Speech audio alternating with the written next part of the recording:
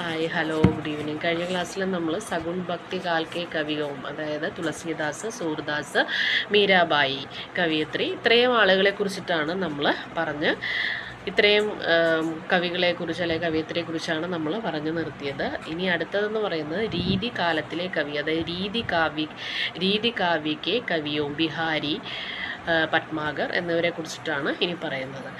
हिंदी साहित्य में भक्तिकाल के बाद रीतिकाल आता है. रीतिकाल के प्रमुख विशेषताएं श्रृंगार वर्णन, प्रकृति वर्णन, भाषा तथा ഭാവ് ക വിലക്ഷൺ പ്രസ്തുതീകരണം. അതായത് ഭാഷയ്ക്ക് ഇമ്പോർട്ടൻസ് ഉണ്ട്, ലാംഗ്വേജ് ഇമ്പോർട്ടൻ്റ് ആണ്, അതേപോലെ തന്നെ മീനിങ്സ് ആണെങ്കിലും ശൃംഗാരിക് വർണ്ണനാണെങ്കിലും പ്രകൃതി വർണ്ണനമൊക്കെയാണ് എന്ത് നമ്മൾ രീതികാവ്യത്തിലെ പ്രത്യേകതകളായിട്ട് പറയുന്നത്. രീതികാൽക്കെ പ്രതിനിധി കവി ബിഹാരി ഹേ. ഉൻകി പ്രമുഖ രചന എന്ന് പറയുന്നത് ബിഹാരി സത്സയി. പിന്നെ അടുത്തത് എന്ന് പറയുന്നത് മഹാകവി പട്മാഗറാണ്. മഹാകവി പട്മാഗർ രീതികാൽക്കെ ശ്രേഷ്ഠ കവി മാനേ ജാത്തെ ഹേ. അപ്പോൾ രീതികാലത്തിലെ പ്രമുഖ കവിയായിരുന്നു ആര്? പട്മാഗർ. അപ്പോൾ രണ്ട് കവികളെ കുറിച്ചിട്ടാണ് നമ്മൾ പഠിക്കുന്നത്. ഒന്ന് ബിഹാരിയും രണ്ട് പട്മാഗർ.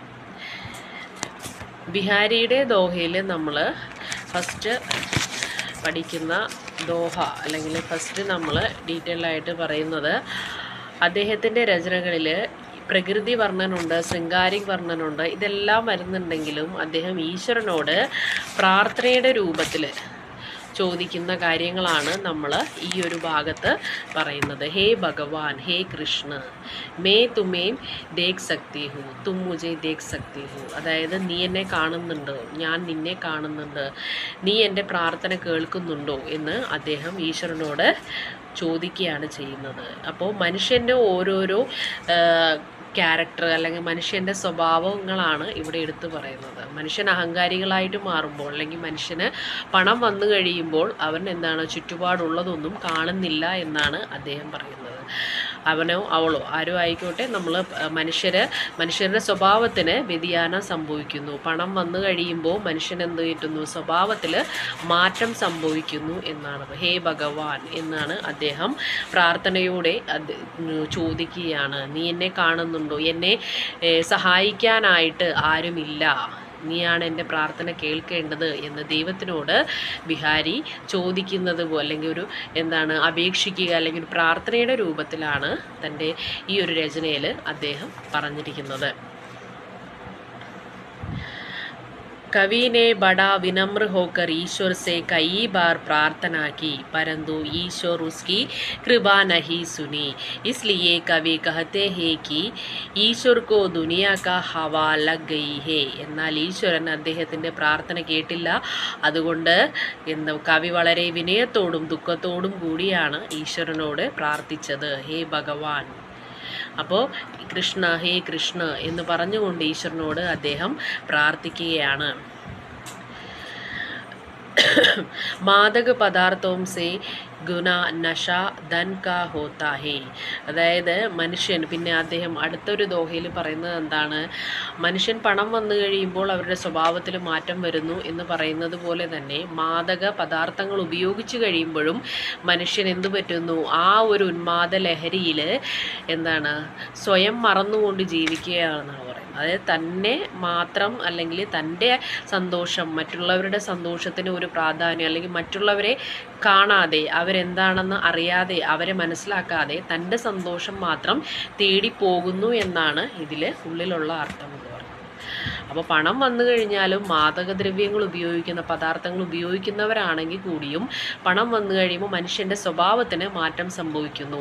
മാദകദ്രവ്യങ്ങൾ, ലഹരി വസ്തുക്കൾ ഉപയോഗിക്കുമ്പോഴും അങ്ങനെ തന്നെയാണ് അല്ലേ? നമ്മളുടെ മനുഷ്യൻ്റെ ആ ഒരു ക്യാരക്ടർ മാറിപ്പോകുന്നു, അല്ലെങ്കിൽ മനുഷ്യനല്ലാതായി മാറുന്നു എന്നാണ് തൻ്റെ രചനയിലൂടെ ബിഹാരിയും ഇവിടെ വെളിപ്പെടുത്തുന്നത്. അപ്പോൾ പണവും ലഹരിയും ഒരേപോലെയാണ്, രണ്ടും ലഹരി പിടിപ്പിക്കുന്ന ഒന്നാണ്. അതെല്ലാം താൽക്കാലികമാണെന്നാണ് കവി ഇവിടെ പറയുന്നത്. പണമായിക്കോട്ടെ ലഹരി വസ്തു ആയിക്കോട്ടെ, നമ്മൾ താൽക്കാലികമായിട്ട് നമ്മളെ ഉന്മാദത്തിലാക്കുന്ന ഒന്ന് തന്നെ മാത്രമാണ്. അല്ലാതെ അത് ഒരു നമ്മൾ മനുഷ്യൻ്റെ ലൈഫ് ഇല്ലാതാക്കുക, അല്ലെങ്കിൽ അവന് സ്വന്തമായിട്ട് അവരവരെ തന്നെ സ്വയം നശിക്കുക എന്ന് പറയുന്നതിന് തുല്യമാണ് എന്നാണ് ഇവിടെ ബിഹാരി പറയുന്നത്.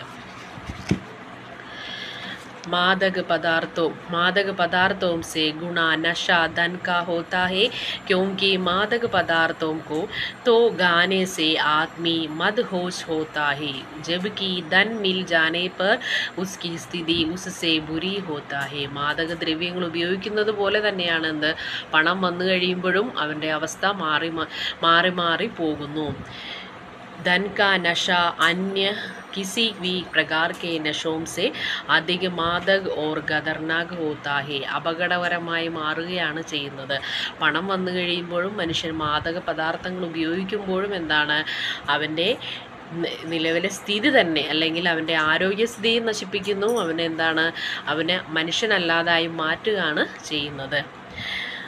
अर्थात धन की मादकता इसीलिए अधिक है क्योंकि उसका प्राप्त होना ही सिर चढ़कर बोलना लगता है.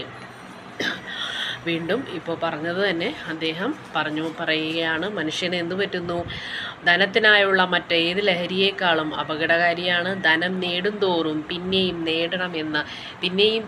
നേടണമെന്നുള്ള ആ ഒരു അത്യാഗ്രഹമാണ് ഇവിടെ എടുത്തു കാണിക്കുന്നത്. മനുഷ്യൻ്റെ ആ ഒരു ആഗ്രഹം അവസാനിക്കുന്നില്ല. അതിങ്ങനെ വീണ്ടും എനിക്ക് പണം ഉണ്ടാക്കണം അല്ലെങ്കിൽ പണം നേടണം എന്നുള്ള ചിന്തയിലേക്ക് അവനെ അല്ലെങ്കിൽ അവളെ നയിക്കുന്നു എന്നാണ് കവി ബിഹാരി ഇവിടെ വ്യക്തമാക്കുന്നത്.